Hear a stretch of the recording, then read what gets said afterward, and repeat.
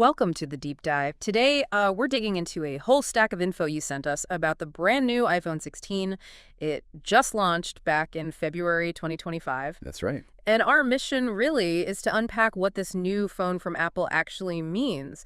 We'll look at, the rumors versus reality, the key features, where it sits in the market, and some of those early reactions. Yeah, it's interesting because the buildup was quite something. For months, everyone was talking about this potential budget iPhone, the iPhone SE4, right? Exactly, the SE4. And it turns out, well, a lot of the rumored specs were pretty spot on. But the name, iPhone 16, that itself suggests something. Maybe Apple wanted to bring this model closer to the main iPhone family. Yeah, kind of shifting its image away from just budget. Right. And the speculation really did nail a lot, like that iPhone 14 style design, the 48 megapixel camera, even the action button showing up. Mm-hmm. And remember that last-minute leak? Yeah. Almost threw everyone off again. Yeah, always keeps things interesting. Okay, so let's get down to it. What are the actual specs? What does this phone do? Okay, so you're looking at a 6.1-inch OLED screen. Still got the notch, though. No dynamic island here. Right, the notch. Familiar. Inside, it's running the A18 chip. Now, that's basically the same silicon as the main iPhone 16. The same chip. Wow. Well, almost. Reports say it has a slightly different GPU configuration. Probably won't notice it day to day, maybe only in, super high-end games. Okay, makes sense. You also get 8 gigs of RAM, storage options up to 512 GB. And the battery life is apparently a real standout, maybe the best for any 6.1-inch iPhone they've made. Better battery is always good news. What about the camera? It's got a 48 megapixel main sensor, again, similar to the standard iPhone 16, but just the one main camera on the back. That's the one. Okay. And big changes. USB-C port, finally ditching Lightning on this tier.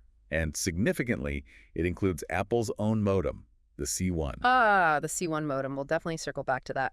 So Apple's clearly making some calls here. Top chip, good camera sensor, but maybe older display tech with the notch and 60 hertz. Exactly. It's a mix. Now, the price. It starts at $599. That's quite a bit more than the last SE, isn't it? It is a noticeable jump, yeah.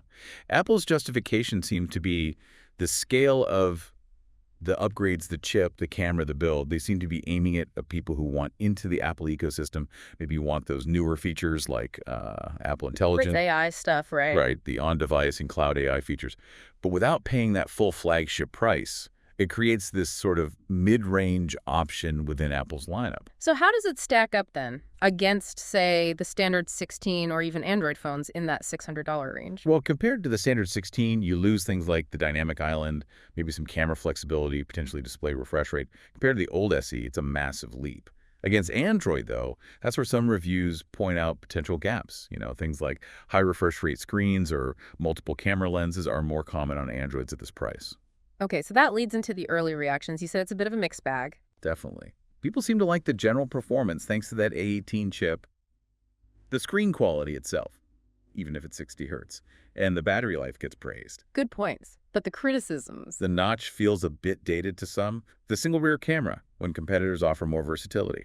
And yeah, that 60 hertz display refresh rate at $599 is a sticking point for many reviewers. I saw some chatter about screen protectors. Yeah, apparently some older iPhone 14 screen protectors fit, which kind of confirms the design similarities.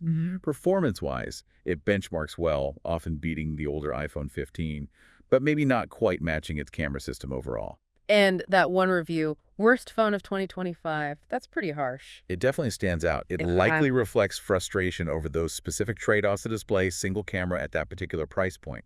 It highlights the debate around its value. Right. Let's zero back in on that C1 modem, Apple's own silicon. This feels like a big step. It really is. This is the first device shipping with it. And early reports, they actually seem quite positive. Performance looks solid, especially holding on to signal in weaker areas and for upload speeds. Interesting. Better than Qualcomm, potentially. In some specific scenarios, maybe. Some tests suggest it might edge out Qualcomm chips in weak signal or for uploads. However, there's also talk it might currently lack support for some of the most advanced 5G network features, the really cutting-edge stuff. So a strong start, but maybe some room to grow on the 5G front. Exactly. But the bigger picture here is Apple taking control.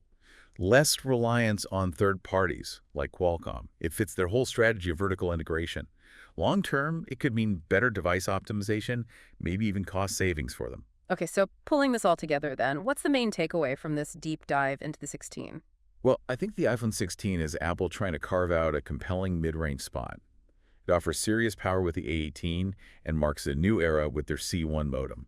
It's definitely a more modern offering than the old SE. But the design choices, like the notch and 60Hz screen and that $599 price tag, they definitely raise questions about its overall competitiveness, both against other iPhones and the wider market. It's not a simple budget phone anymore.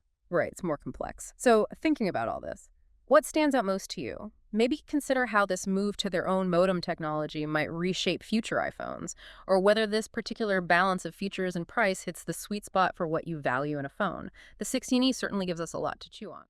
I've included links with more details in the description below, so be sure to check those out. And while you're at it, don't forget to subscribe to our channel, Deep Dive, like the video, and ring the bell for more helpful content. Thanks so much for watching, and have a great day ahead.